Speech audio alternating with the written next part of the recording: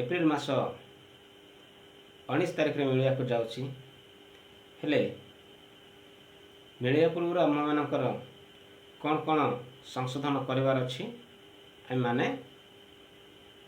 ये वीडियो रे जानीपर आम मैंने तीन काम जदि करदेबा तेबे आम मैंने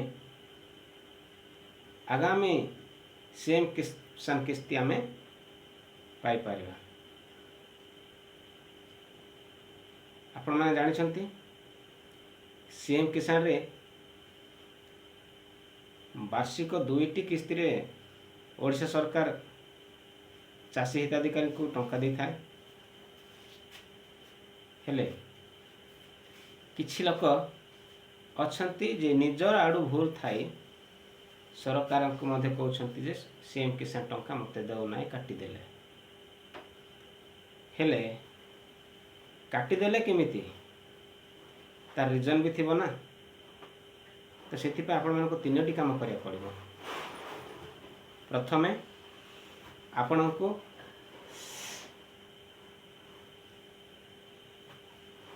कृषक ओडिशा रे रजिस्ट्रेशन करिया पड़िबो। ता सहित सीएम किसान पोर्टल को जाए आपण माने केवाईसी भरिया पड़िबो। ये हैला द्वितीय नंबर कथा। तृतीय नंबर रे आपण माने जो बैंक अकाउंट यूज करूछंती से बैंक रे आधार कार्ड लिंक करिवे एवं आधार कार्ड रे फोन नंबर मध्य लिंक कर नेबे।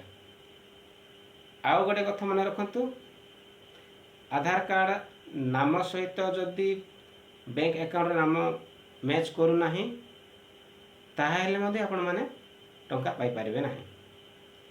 तो सेति पई आपण माने ताको सजाय नियंतु।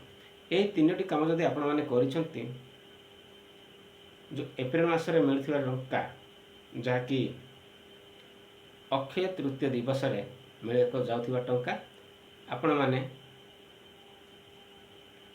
अति सुविधा रे पाई पारिबे। तेणु टंका मिलिया पूर्व आपण माने निजर निकटस्थ जनसेवा केंद्र को जाए आपण मानकर निज स्टेटस चेक करंतु नतुबा आपण माने मध्ये आपण मानकर बड़ मोबाइल टे अछि तेबे आपण माने मोबाइल सहायता रे मध्ये आपण माने चेक करी पारिबे।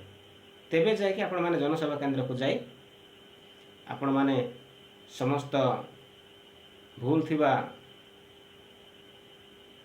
स्थिति को आपण माने ठीक करि पारिबे।